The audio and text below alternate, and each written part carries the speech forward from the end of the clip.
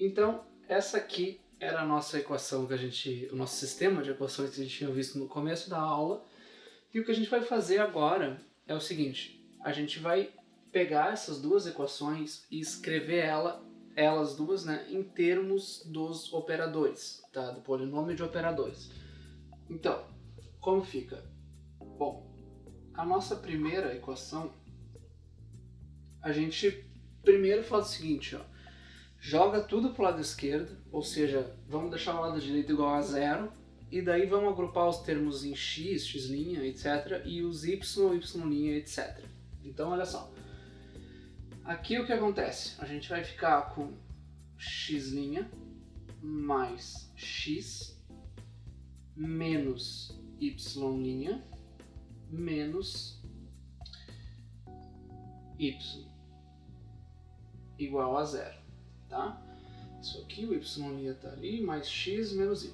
Tá, então a gente tem os nossos dois grupos de termos aqui, e vamos escrever isso aqui em função de operadores, certo?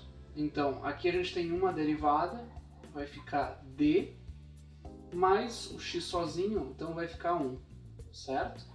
dx vai dar o x', mais 1x dá o x. E agora a gente pode colocar um menos aqui, vai ter o y derivado uma vez, então d, daí menos vai ficar mais aqui, mais 1 y, igual a zero. Vai ficar menos dy, que é menos y', menos y, que é o menos y, tá? Então a nossa primeira equação já está em termos dos operadores. A nossa segunda equação, a gente vai fazer a mesma coisa. O que acontece? Vamos agrupar aqui, vai ficar x' menos 3x mais y' menos y igual a zero, certo? A gente passou todos os termos para o outro lado, e agora, fazendo a mesma coisa que a gente fez em cima, vai ficar d menos 3 vezes x mais d menos 1 vezes y, certo? Isso aqui é o análogo da nossa equação diferencial. Então a gente acaba num novo sistema, por assim dizer, onde a nossa primeira equação vai ser d mais 1x menos d mais 1y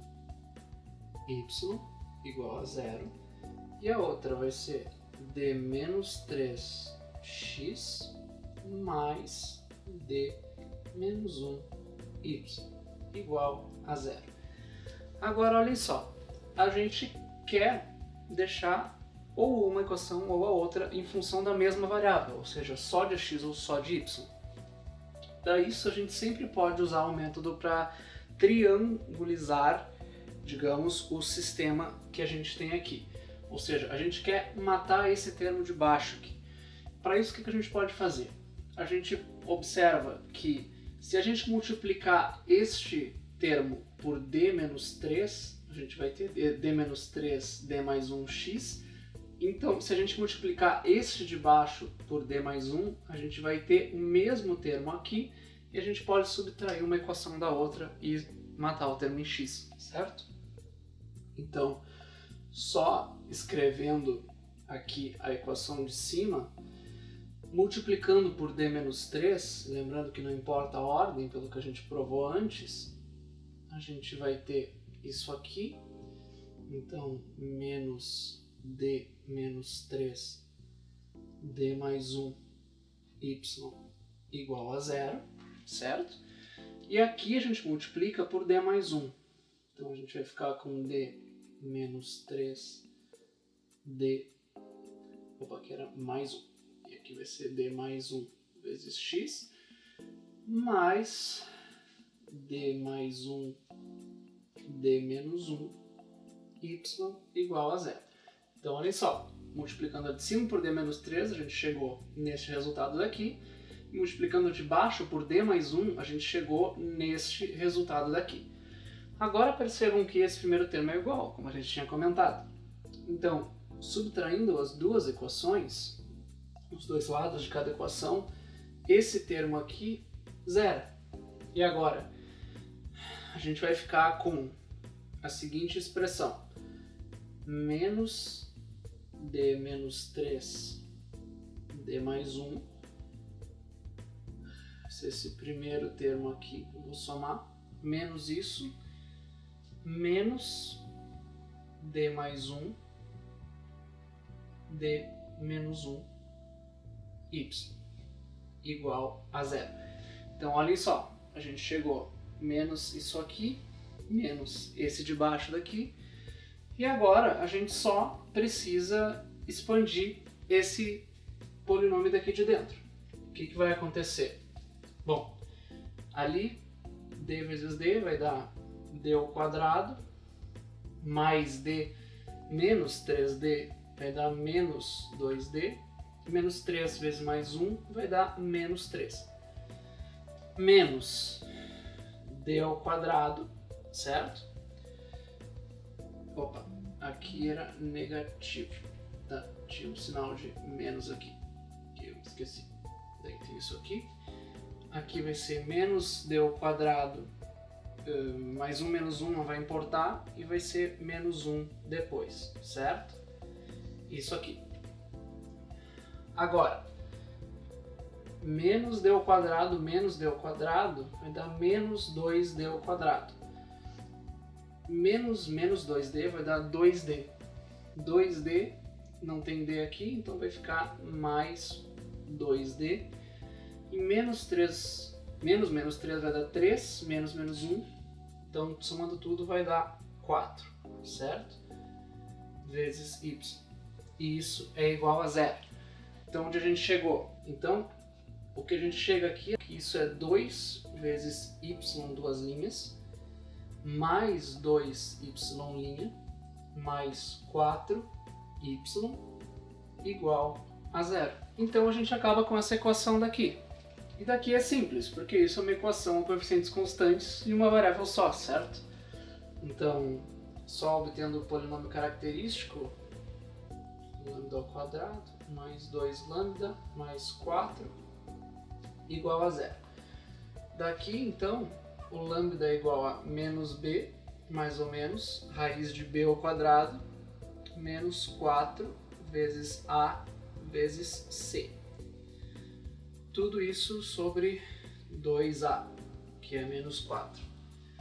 Então, 4 vezes 4, 16, vezes 2 vai dar 32, somado com o 4 vai dar 36. Então, essa raiz vai dar 6. Então, a gente vai ficar com 2 mais ou menos 6 sobre menos 4. Então, a nossa primeira raiz é menos 2 mais 6, que é mais 4 sobre menos 4, vai dar menos 1. E a segunda é menos 2 menos 6, que é menos 8, sobre menos 4, que é 2. Certo?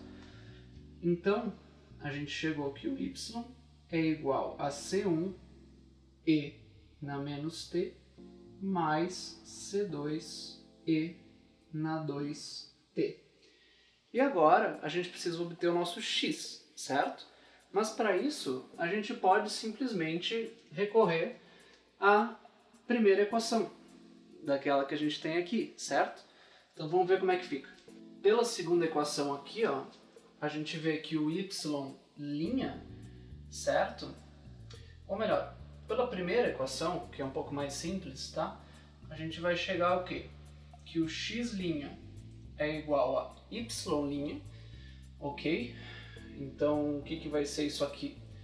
Derivando aquilo, vai dar menos C1 e na menos t mais 2C2 e na 2t, certo? Isso menos x mais o y, que é o C1 e na menos t mais C2 e na 2t.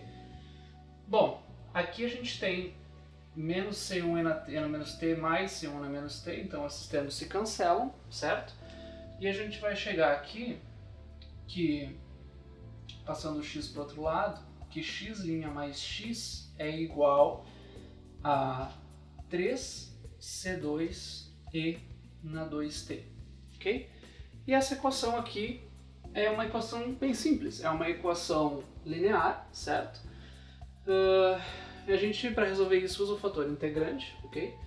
Vamos só lembrar que o fator integrante ele é e na integral da f de x aqui, f de t no caso, que é 1, né? Então aqui vai ser simplesmente 1 dt, que é simplesmente e na t.